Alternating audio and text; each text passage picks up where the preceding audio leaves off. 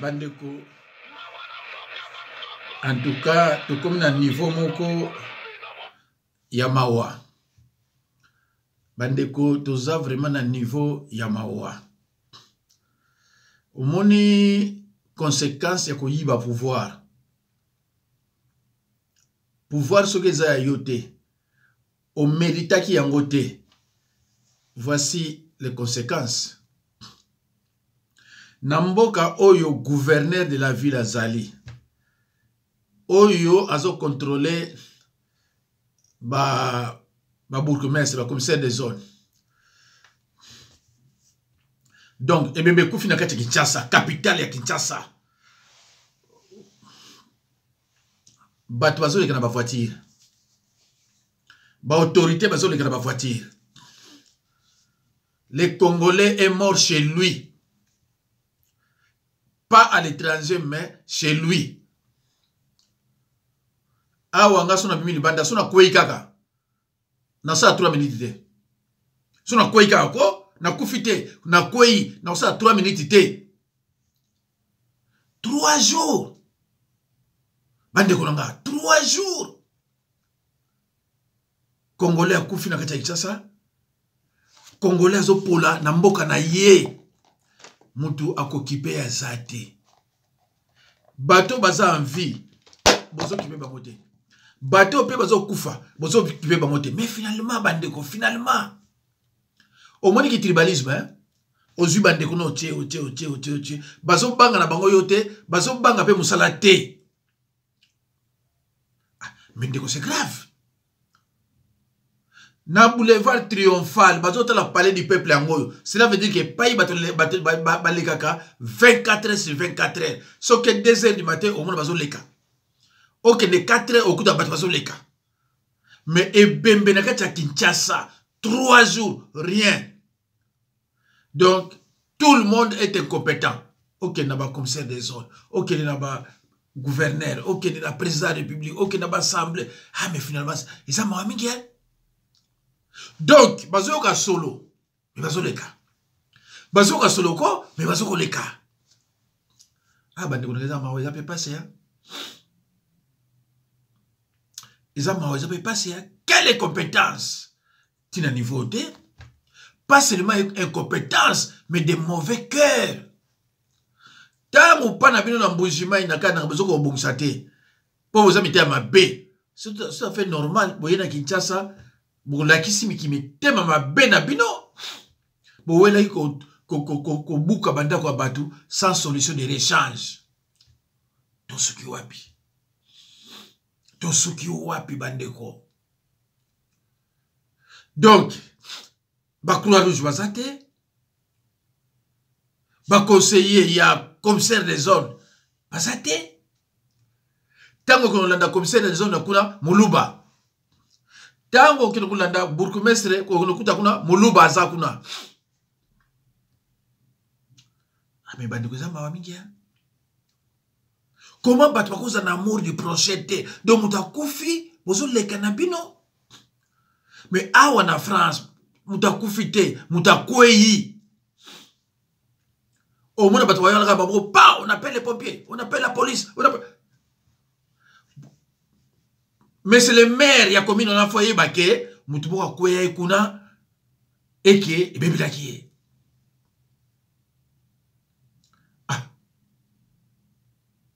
Mais awa na France kaka mwana moko ka mona muke ba violer soit ya bungaki soit ya kufaki.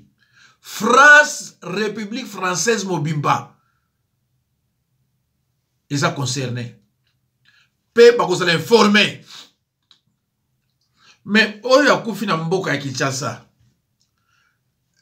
Télévision, batikile yango, ba église, ba théâtre, ba masanga. Peuple aza informé na rien. Donc ndenge ya kufi kuna, biso za informé. Kaka na mutu wana, le reste ba ibila wakutute ke ndeko na bako congolais auto kufa na ba condition nini. Donc famille na ya yebite. Ah, mais bande kunanga. Bande kunanga baluba. Oyo azoluba wana toko voter binote muluba. Oyo azoluba wana ke toko voter binote muluba. Eza pasteur dina banzate. Eza muluba mutazoluba yango. Donc bino baluba parce que on va sonner. Parce que tu l'as voté baluba na baluba na basula la Belgique, alors baso banga na bango yete, ba yebike ezala boy, mutolongola biso za na yete. Mais ce que tu sais ba oyo ba musala, akosala musala, pozo banga rendement sur za mabe, ako perdre musala e. Ah bande ko za ma mingi. Baluba boyo ka misoni hein? Soki organisation za laki. Soki na likolo ba ko travailler parce que ndé baza na ba conseiller président bazoleka ba conseiller ya ministre bazoleka ba député ba sénateur bazoleka mais bango tout ils s'en foutent éperdument.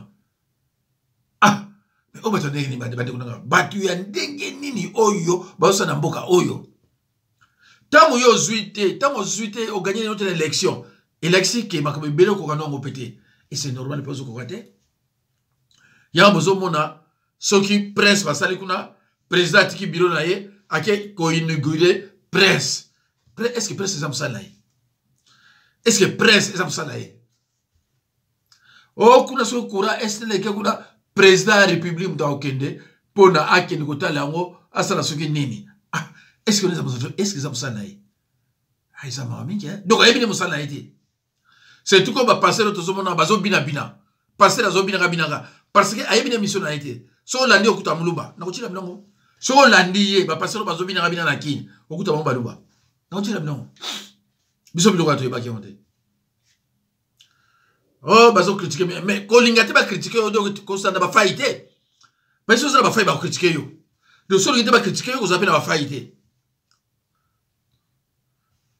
si longwa a longwa bozo na bamboka na bino kuna pa désolé ali pa ibosaka de n'importe quoi biso du fait na mboka na biso surtout état et Kassavo 60 à 65 mais eloko boye ko mona ndeni o mona ndeni ba Colipex là ikuna ko pomper na bandaku pona ko tala so ba festival to est-ce que ça tango bo Kassavo alongwe elanda ki suki 2 à 3 ans après ba to ba bi ko gérer mboka te et si là to ça qui na ONEL office national de logement o ça ka bandaku est-ce que bino ti boye la kini boye ba kamongo Tibo ena kisasa est-ce que boyebi ndenge banako fonctionner de 60 à 65 est-ce que bino boyebi bien alors bozo soka batimo ba utira ba mboka mabuta soka ba utira ba mboka ba baramoto banani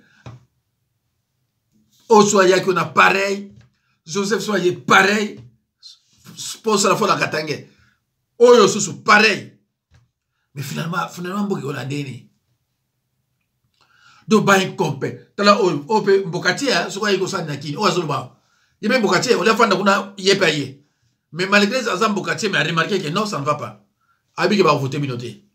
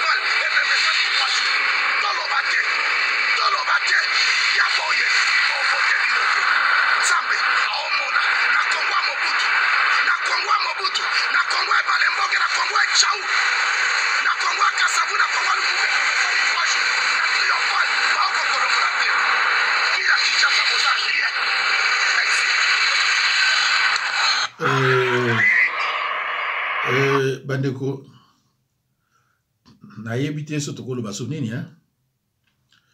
tokotala oyo mosusu oyo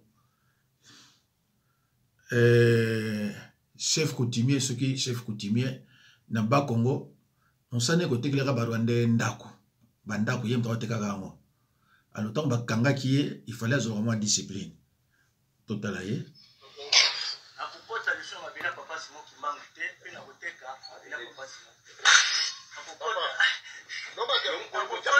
nakokota na mabina papa simo kimangu te nakoteka lisusu te nakokota na mabina papa simo kimangu te nakokota papa bato mama bato nakokota lisho mabina papa simo kimangu te pe na koteka abina papa simo nakokota na mabina papa simo kimangu te nakoteka lisusu te nakokota na mabina papa simo kimangu te nakokota papa bato mama bato nakokota lisho mabina papa simo kimangu te pe na koteka abina papa simo nakokota na mabina papa simo kimangu te nakoteka lisusu te nakokota na mabina papa simo kimangu te nakokota papa bato mama alors omoni telema pasi eza na mboka tata mobimba aza na mwasi na bana il fallait ateka baterrain na barwandais na banani parce que il n'est pas payé po azwa mbongo bana kolia alia ye na mwasi na bana donc mboka na biso comme mpenza merde c'est quelqu'un qu'on doit respecter. Il a une femme et des enfants mais le cola Moussa les a été même Moussa les allait pas impayé bafuta bangote. Alors comme solution ateyaka babele pour alia akutani pe bien compréhensif bon ça va olia film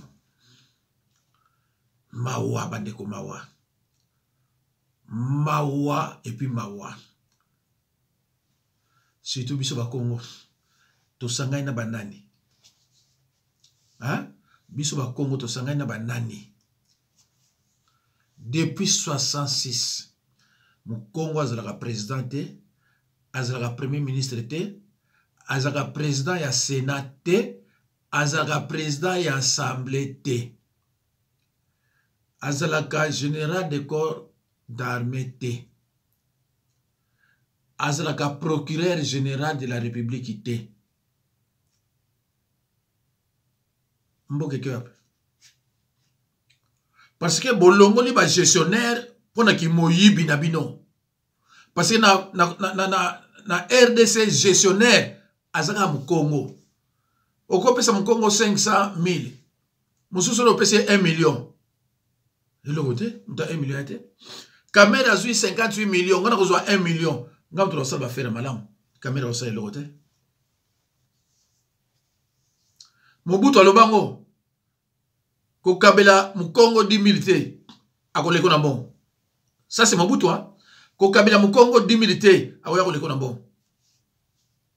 Alors, pandeko. Bolongoli ba gestionnaire na course. Siko mboka eza wapi. Eza kututeke o bana kupesa explication. Non, mboka eza wapi.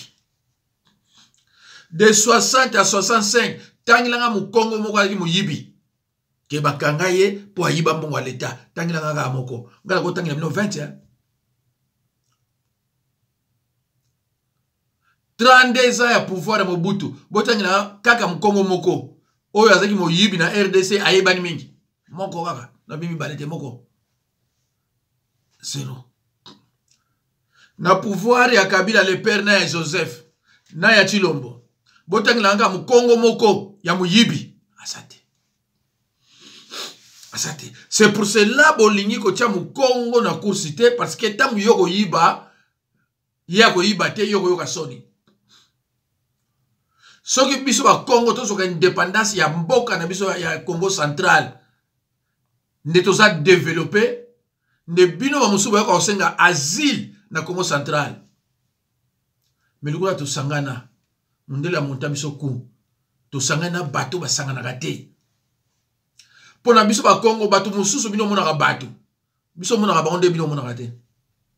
Ozo kumisa mutoyo biso mko ba Congo so tato bi ay oyo Zambali bisa mais ba viena biso bana benga bango ba kibulu. Ebi kibulu. Kibulu nai. Niama. Parce que na mboka oyo bato baza ko raisonner. Ebembe ko la wana te. Non, ebembe ko sa inerdi wana te. Na mboka oyo bato baza ko raisonner. Oyo bikolo nyonso eza kuna. Ebembe ko sala déserté. Déserté ko sala te déjà c'est kendaki. Mais banda Mobutu ti lelo bozaka na ambulance te. Tala niveau hein, seulement ambulance. Mais azan hôtel ya 5 étoiles na New York. Alors soki ba mbutaza bantu oya biso ba bengi mutande ona kibulu. Yo kozana courage koloba vraiment. Soki ba bengi kibulu, est-ce que vous avez courage koloba? Pendant que les gens ne sont pas payés, azo sa anniversaire sur la Suisse, ceux qui na France, atiki mboka na ye. Mutane ba obengi na. Batwane ona obenga ba badani. Soki mokonza solo ayaki azwi na banque centrale, atie Mukongo, na finance Mukongo, na justice Mukongo, partout pa imbongo ebimaka tie ba Congo, bato ebele ba okima ba ozonga mboka. Mais oui, et puis vous remarquez que mboka na une année kaka bomoni ke changement ko makasi. Un voleur a eu 58 millions. Babimise na prison. Lui ba nommé ministre de l'économie et ça maka na RDC na monde entier. Que moyibi ba payer ce poste soit makasi. Cela signifie que le pouvoir est ailleurs. Le pouvoir est dans la bonne habilité. Ba lobi na bilo ale tiaye. Ba imposer ba tiaye ce to longola yo.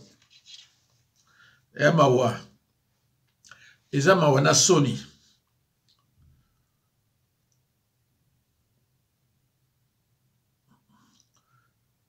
Eza mawa na soni to kana nuye atamuke.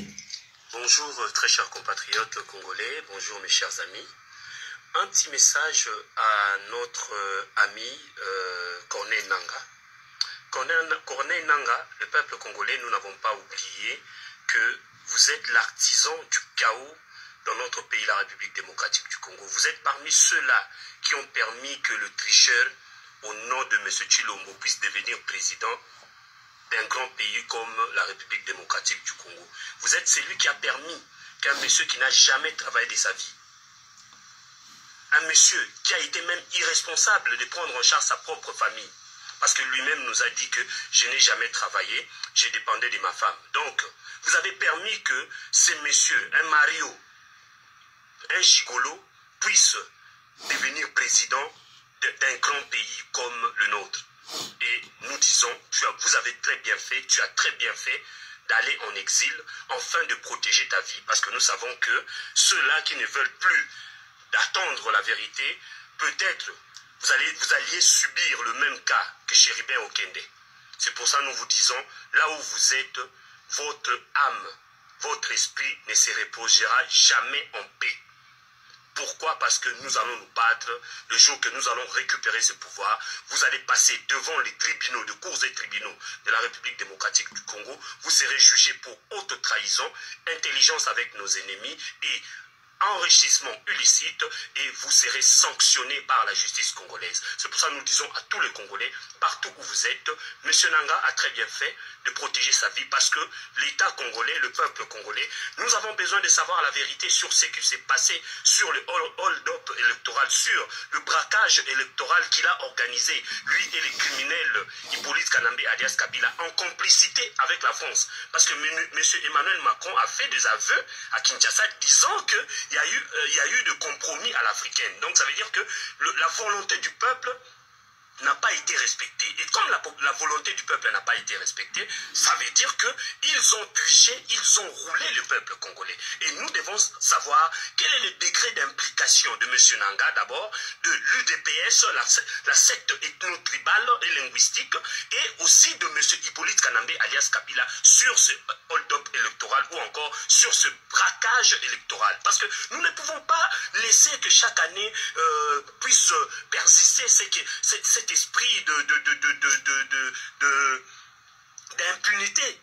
Comment on peut rouler le peuple congolais, rouler 90 millions de Congolais pour les intérêts d'une seule personne et sa famille et ses amis qu'il a recrutés dans tous les Nganda de Bruxelles. C'est pour ça que nous disons, tous ceux qui ont participé dans le hold-up électoral, tous ceux qui ont participé dans le braquage électoral, vous devez le savoir que là où vous êtes, vos âmes, vos esprits ne reposeront jamais en paix tant que le peuple congolais est en train de mourir, tant que le peuple congolais est persécuté. Nous allons toujours maudire vos familles, maudire vos enfants, maudire votre génération, parce qu'aujourd'hui, vous avez déstabilisé l'avenir de tout un peuple, vous avez déstabilisé la stabilité de notre pays, parce que ce monsieur a trouvé le Congo, tous ces kilomètres carrés. Aujourd'hui, la souveraineté du Congo, le Congo a perdu sa souveraineté. Bunagana n'est plus au contrôle des Congolais.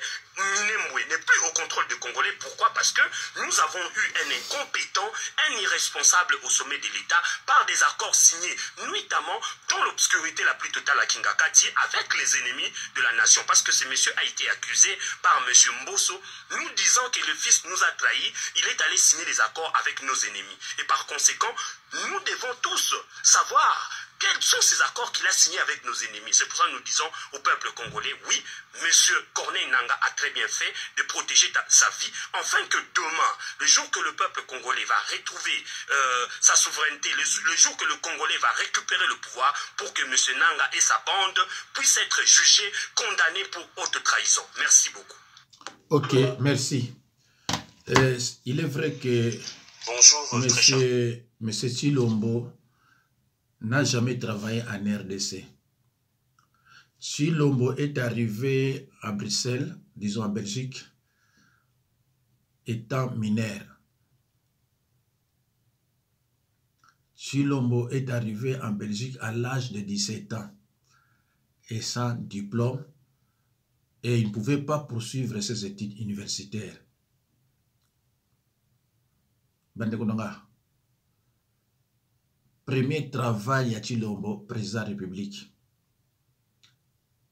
Et ça la manière de part. Bastage, oh, il y a le Bakassa, ça n'a rien à voir. Bastage, on est à l'université. C'est pour cela qu'il se retrouve pincé. Il se retrouve cloué dans l'incompétence totale. C'est triste, mais c'est comme ça. Trois mboka suki Ruchuchi, Burangana, Namususwana, Kagame, assez azuango. Pe Kagame a ébissé Tshilombo. Tshilombo, il a été jeune fille. Soit continuer, azana armée, ma kasi kolika ebiso, ba kotati Kinshasa. Nous avons un ennemi qui ne parle pas. Il faut faire très attention. Boyebi Ouezan Moutemanaïté. Les politiciens congolais, Kabila le baraté, Kagame le baraté. Voilà. il faut voir même que voilà. Bonjour, ça dépendra de l'ère à laquelle vous allez nous suivre. Je ne vais pas trop, beaucoup plus que ça la maquiller la vidéo, mais j'ai besoin de se faire expliquer et se faire entendre. Mes frères Kassayan, venez ici.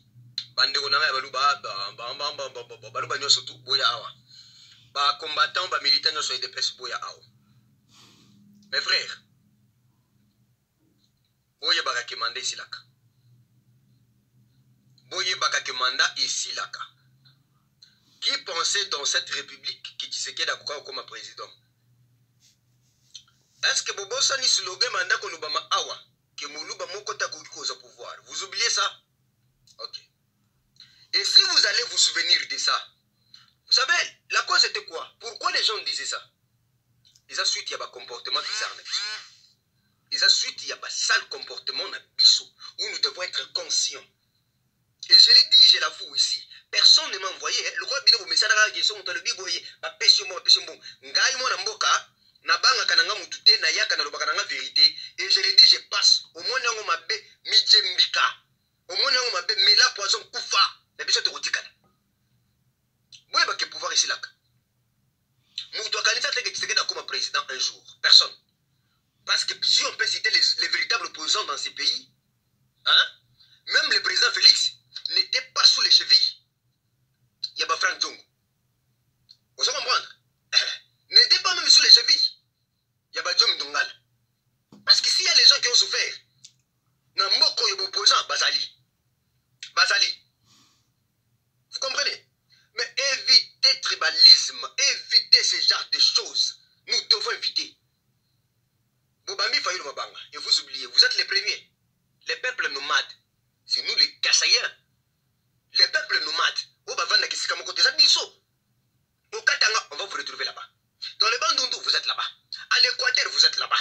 Au Maniema, vous êtes là-bas. Kindu, vous êtes là-bas. Vous êtes partout. Et quand nos frères Kassaïens, Bazobamba, candidat président Missoula Banga, vous oubliez aussi que ces candidats-là, et si ces candidats donneront aussi les mots d'ordre, et n'oubliez pas, dans chaque province, le gouverneur de la province, et ça, la province, vous oubliez, ce mot d'ordre dans Kassai, c'est un Kassaïen. Et celui qui peut donner aussi le mot d'ordre, il peut être le gouverneur. À quoi ça peut la péter? À quoi ça peut la péter? Martin Fayoul. Est-ce que vous donnez la motivation à d'autres candidats de venir battre campagne chez nous, Kassai? Vous oubliez les conséquences de ce qui nous est arrivé quand Kabila était au pouvoir. C'est pourquoi les Kassai là est en train de souffrir comme ça. Parce que même à Tokangi Kabila Ndoki, moi je ne peux pas penser que Kabila a ça la mandang surtout sans qu'Abongi Sata Kassai, Mabango Tobamba, moi j'étais encore au Kassai. Je me rappelle de cet événement-là. Mes frères, Botik Kabavi Ou, pouvoir et les Kakanango, pouvoir et la Galibelate. Pouvoir et la Galibelate. Félix passera. Et quel est le bilan, nous, Kassaïens, de Kotikanango? Parce que jusqu'à présent, tu sais que les gens ne pas c'est nos frères Kassaïens, et ils ont battu Abanunduté, et ils ont battu Amanyemate, et ils ont battu Kwaterite, et ils ont battu Kongote, et ils ont battu Katangete. Nous, Kassaïens, Bisonde Tolingite Kassaï Tongam. Bisonde Tolingite Kassaï Wana, et ils ont la paix visible. Parce que surtout, c'est que Félix est en train de se dépouiller, se déchaîner. Donc, mais le lot, Kassaï cause à la miroir. Bisoba Kassaïen. Nde Bandoki Aliboso. Et je pars plus loin. Bandoki Aliboso à Congo, Bisoba Kassaïen.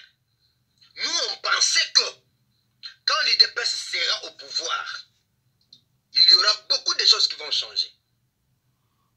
Mais le contraire, changement de monde, c'est Tshisekedi qui se bat seul. Mais nous, les Kassaïens, on ne soutient pas Félix. On doit se le dire la vérité. Tous ceux qui sont Félix, c'était Bamontal désordonné. Et ça la Kassai. N'a pas province nous surtout. Vous désordonnés. Vous créez un marché pirate na Katanga. Vous les Kassai des désordonnés.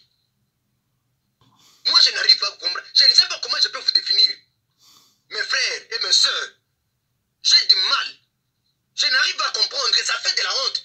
Nous défendons le pouvoir. Le pouvoir que nous défendons, étant nous-mêmes originaires de ce pouvoir-là. Mais nous-mêmes, on ne sait pas gérer notre pouvoir à nous. Et comment est-ce que les opposants vont nous juger? Et au lieu d'envisager de voir qu'est-ce que nous devons faire, vous êtes toujours là, Fachi Béton, vous êtes toujours là, Fachi Béton, vous êtes toujours là, Fachi Béton. En citant Fachi Béton, vous êtes des hypocrites. Vous êtes des hypocrites. Tshisekedi n'est pas président de Kasaï. Tshisekedi n'est pas président de l'UDPS. Il est président de toutes les 26 provinces. Il est président de toutes les tribus qui se retrouvent dans la République démocratique du Congo. Mais c'est ce que vous oubliez. C'est ce que vous oubliez. Kabila était président ici. Est-ce qu'il était censé de construire dans toutes les 26 provinces? Chaque province avait son gouverneur. Et c'était ce gouverneur-là qui était censé de construire ces jeux. Et c'était ce gouverneur qui représente les chefs de l'État au sein des provinces. Et quel était notre bilan? Est-ce qu'au Kasaï, il y avait un Mukongo qui était dans la tête du Kasaï? Est-ce qu'au Kasaï, il y avait quelqu'un de Bangoum ou un Katangé qui dirigeait le Kasaï pour dire que non, parce que c'est un Katangé, c'était toujours notre frère Kasaï. Nous sommes des sorciers dans notre propre province. Parce que tout ce que Félix est en train de faire, tout ce que Félix est en train de se déchaîner, non. Nous, Kasaïens, on est des sorciers. Nous, Kasaïens, nous sommes des sorciers. Je l'ai dit. Et allez-y prendre, analyser comme vous le voulez. Je n'ai pas de parti pris. Je dis la vérité. Quand il s'agit de la vérité, je l'ai dit. Elvis vient de dire ici. Elvis, combattant de l'UDPS. Moi, fort malheureusement, je ne suis pas de l'UDPS. Hein. Fort malheureusement, je ne suis pas de l'UDPS. Nous sommes un parti allié à l'UDPS. Bonjour, bonjour. Ça dépendra de l'ère à laquelle vous allez nous suivre. Je ne vais pas trop, beaucoup plus que ça dans ma vidéo, mais j'ai besoin de se faire expliquer et se faire entendre. Mes frères Kassaïens, venez ici.